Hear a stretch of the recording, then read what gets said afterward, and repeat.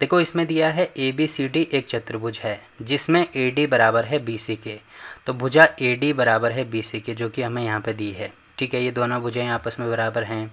और कोण DAB, तो DAB, तो DAB मतलब पूरा ये वाला कोण, ठीक है, बराबर है कोण CBA, कोण CBA मतलब ये वाले कोण के बराबर है। तो ये दोनों कोण हमें दिए हैं, आपस में बराबर हैं। ठीक है, आगे दिया है, देखिए आकृति 7.17, 7.17 जो कि आप यहाँ पे देख रहे होंगे। ठीक है, तो हमें सिद्ध करना है, देखो क्या क्या सिद्ध करके दिखाना है। पहली चीज़ तो हमें ये सिद्ध करना है कि त्रिभुज ABD, त्रिभुज ABD मतलब ये वाला जो त्रिभुज है ये सर्वांगसम होगा। देखो ये साइन मैंने आपको बताया था, सर्वांगसम का साइन है।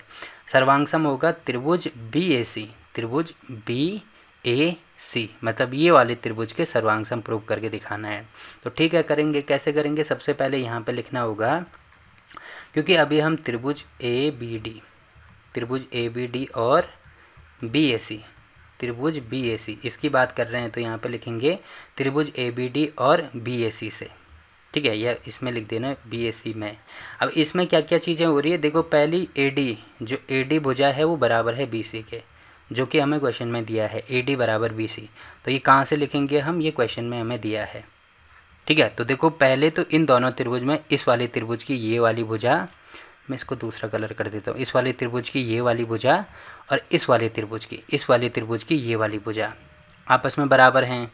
पहली चीज़ तो हमें ये दिया है। ठीक है, उसके बाद देखो क्या क्या चीज़ें इसमें दी हैं। पहली चीज़ ये दी है, दूसरी चीज़ हमें ये दी है कि जो कोण DAB है वो बराबर है कोण CBA, ये भी हमें क्वेश्चन में दिया है। तो यहाँ पे लिखेंगे दिया है।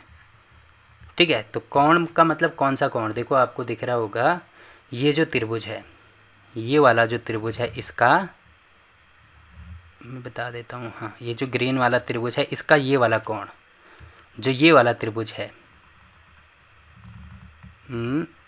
ये वाला जो त्रिभुज है इसके बराबर है। तो ये वाला कोण और ये वाला कोण दोनों आपस में बराबर है ना। तो इन दोनों त्रिभुज की हम बात कर रहे हैं, तो ये वाले दो कोण बराबर हो गए। अब देखो पहली ये वाली भुजा बराबर होगी, उसके बाद ये वाले कोण बराबर होगी। अब तीसरा आप देख रहे होंगे कि इन दोनों त्रिभुज में, पहले ये जो ब्लू कलर का त्रिभुज मैंने बनाया और दूसरा ये जो ग्रीन कलर वाला त्रिभुज है। ठीक है, अगर मैं इसमें से ये ग्रीन हटा दूँ, इसको मैं ब्लू कर देता हूँ, ब्लू ने इसको ये वाला कलर कर देते हैं। ठीक है, ये वाला जो त्रिभुज है, अब देखो ये वाला जो त्रिभुज है जो आपको ब्लैक ब्लैक सा दिख रहा होगा, ये वाला और ये जो ग्रीन वाला त्रिभुज है, इसमें ये चीज़ दिख रही होगी कि ये वाली भुजा, ये वाली जो भुजा है वो इस वाले ग्रीन वाली त्रिभुज में भी है और ये वाली भुजा जो है वो ग्रीन वाले, ये वाला जो ग्रीन या ये वाला जो ब्लैक वाला त्रिभुज है इस वाले त्रिभुज में भी है। तो यहाँ पर हम कह सकते हैं कि जो भुजा AB है वो बराबर हो जाएगी भुजा AB के। अब क्यों बराबर होगी, क्योंकि ये उभयनिष्ठ है, दोनों त्रिभुज में ये उभयनिष्ठ है। ठीक है, उभयनिष्ठ का मतलब दोनों में कॉमन है।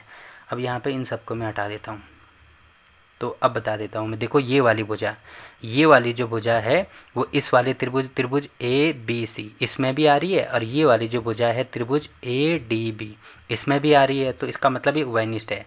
अब देखो कौन कौन सी चीज़ें हमने प्रूव करके दिखा दी। देखो इसको कहते हैं साइड, ये हो जाएगा साइड मतलब भुजा, ये होगा कोण। ठीक है, ये हो जाएगा कोण और ये हो जाएगा साइड, यानी AS के द्वारा, साइड एंगल साइड या भुजा कोण भुजा के द्वारा। इसीलिए हम यहाँ पे कह सकते हैं कि त्रिभुज के सर्वांग समता की कसौटी SAS के द्वारा, SAS के द्वारा हम ये कह सकते हैं कि जो त्रिभुज ABD है वो सर्वांगसम होगा किसके, त्रिभुज BAC के। ठीक है, तो ये दोनों त्रिभुज मैंने सर्वांगसम प्रूव करके दिखा दिए। अब कसौटी कौन सी है, SAS। अब देखो ये SAS SSS आपको नहीं पता तो इसके लिए मैंने अलग से वीडियो बना रखी है, तो वो आई बटन में मिल जाएगी, तो वहाँ पे जाके उस वीडियो को देख सकते हैं अगर आपको ये चीज़ें नहीं पता हैं। ठीक है, या सर्वांग समता आपको नहीं पता है, समरूपता नहीं पता है, CPCT नहीं पता है, तो उस वीडियो में मैंने डिटेल में समझा रखा है। तो पहले वो वीडियो देखिए, फिर इन क्वेश्चन को करेंगे तो बड़ी आसानी से समझ में आ जाएंगे। तो देखो पहला पार्ट तो इसका हो चुका है, वैसे ही दूसरा पार्ट अब करेंगे। तो दूसरा पार्ट आपको दिख रहा होगा, हमें BD बराबर AC प्रूव करके दिखाना है। तो मैं दिखा देता हूँ BD कौन सी भुजा है। देखो BD ये वाली भुजा है। ठीक है। और AC कौन सी भुजा है, AC ये वाली भुजा है, ठीक है। अब देखो यहाँ पे एक चीज़ आपको दिख रही होगी, त्रिभुज तो यही है ना, ये वाला त्रिभुज और दूसरा ये वाला त्रिभुज। तो आप ये कह सकते हैं कि क्योंकि अभी हमने ये प्रूव करके दिखाया कि तो त्रिभुज ABD है, वो सर्वांग सम है किसके, त्रिभुज BAC के। तो सर्वांग सम का मतलब होता है, सर्व का मतलब होगा सभी प्रकार से समान, ठीक है। एक बार मैं बता देता हूँ, सर्वांग सम, सर्व का मतलब होगा सभी, ठीक है, और सम का मतलब होगा समान, यानी सभी समान। अब सभी क्या क्या होंगे त्रिभुज में, या तो कोण हो सकते हैं या भुजा हो सकते हैं, मतलब जिस भी दो त्रिभुज के, ये दो त्रिभुज आपको दिख रहे होंगे, किसी भी दो त्रिभुज की अगर सारी भुजाएं और सारे कोण समान हैं तो इसका मतलब वो सर्वांग सम है। अब ये चीज़ तो हमने प्रूव करके दिखा दी ना कि ये सर्वांग सम है। अब क्या क्या चीज़ें इसमें प्रूव की हैं, देखो ये वाली भुजा, ये वाली भुजा इसमें कॉमन है तो ये वाली भुजा बराबर है, ये वाली भुजा इसके बराबर है, तो बची कौन सी भुजा, ये वाली भुजा बची ना। और इसमें कौन सी भुजा बची, इसमें ये वाली भुजा बची। इसका मतलब इसकी BD भुजा और इसकी AC भुजा ये भी आपस में बराबर होंगी। तो यहाँ पे लास्ट में ये लिख देंगे, देखो इसका मतलब जो BD है वो बराबर हो जाएगी AC की, और यही चीज़ हमें प्रूव करके दिखानी थी, BD बराबर होगी AC। अब देखो या तो ऐसे लिख देना या आगे यहाँ पे लिख देना CPCT। CPCT का मतलब होता है corresponding part of congruent triangle, या इसको हिंदी में बोला जाता है सर्वांगसम त्रिभुज के संगत भाग, ठीक है। इसको हिंदी में ऐसे बोला जाता है और शॉर्ट में इसको CPCT बोला जाता है, तो इसी नाम से इसको याद रखिए। तो ये दोनों बराबर हो गए, या इसके द्वारा हमने ये चीज़ बता दी। तो दूसरा पार्ट भी यहाँ पे हो गया, और तीसरा पार्ट हमें क्या शो करके दिखाना है, जो कि आपको यहाँ पे दिख रहा होगा कि ट्रायंगल नहीं, कोण ABD। देखो कोण ABD कौन सा है, पहले मैं इन सबको मिटा देता हूँ यहाँ से। कोण ABD, कोण AB और D, मतलब ये वाला जो कोण है, और कोण BAC, कोण BA और C, मतलब ये वाला कोण।